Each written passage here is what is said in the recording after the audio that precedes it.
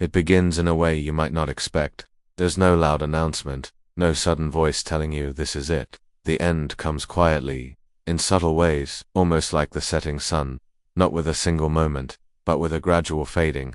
At first, you might not even realize what's happening. Your mind is still thinking about ordinary things. The sound in the room, the faces around you, the weight of the blanket or the feel of the air.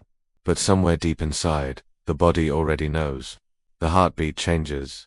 You can feel it in your chest, slow but heavy, as though each beat has to push through thick water. Every breath becomes an effort, and with each inhale you notice how alive the air feels against your lungs. Something inside tells you, these breaths are not endless. Your hearing shifts, sounds become muted, like you're listening from underwater.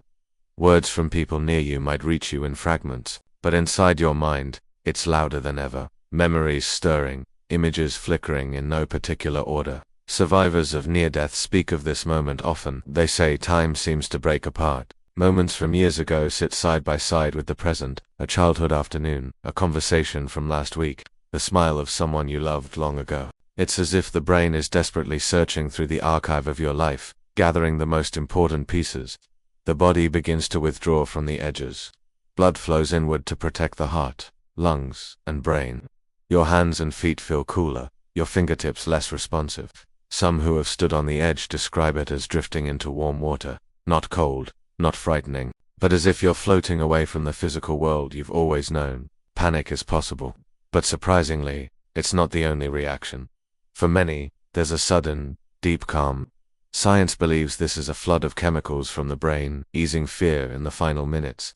One woman who was clinically dead for 2 minutes before being revived said, "I thought I'd be terrified, but instead it was like someone placed a soft blanket over my mind. I just felt ready." Your vision changes next. At first, the corners blur, shadows grow softer, light takes on a strange glow. For some, the world darkens like a slow sunset. For others, the light grows brighter, as though they're stepping toward it. A man who suffered cardiac arrest and was revived described it this way: "It was like standing in a tunnel where the far end was filled with golden light. I didn't feel pulled toward it exactly. It was just there, waiting." Thoughts in these moments become painfully simple. You stop thinking about bills, deadlines, or possessions. The mind is stripped bare.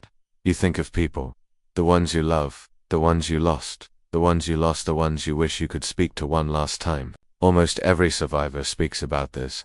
They remember a desperate pull toward unfinished business, an apology never given, a love never confessed, a final thank you they never said. Oxygen to the brain is falling now. With each drop, the boundary between reality and imagination blurs. Some hear voices, sometimes familiar, sometimes not. Others say they felt as if they had left their own body, watching from above.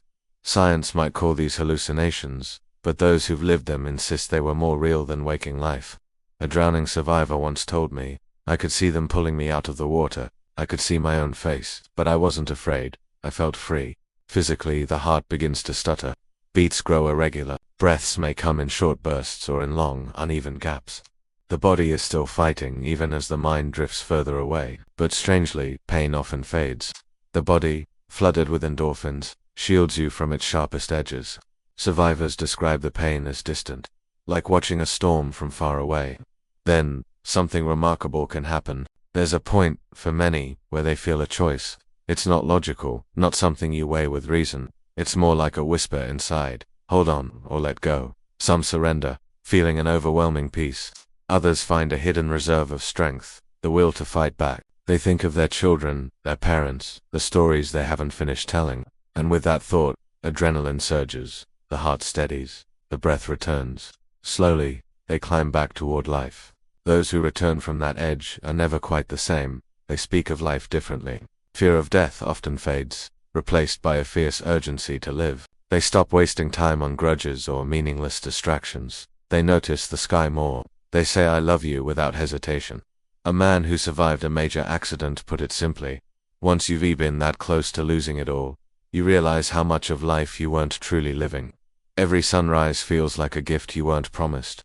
And there's something else survivors share: gratitude. Not for the pain, not for the fear, but for the clarity. In those final moments, they saw the truth. Life is never about the things you own, or the titles you collect. It's about love, given and received. About kindness and connection. and the small joys we overlook. When your own final moment comes, and it will, as it comes for everyone, the body will weaken, the mind may wander, the world will fade at the edges, but perhaps, just perhaps, you will feel what so many have felt before you, that death is not only about what ends, but also about what you carry with you from everything you've ever lived for, and maybe then, the fear will be gone. Life is precious. If this message touched your heart, please like, share and subscribe, so more people can hear it too.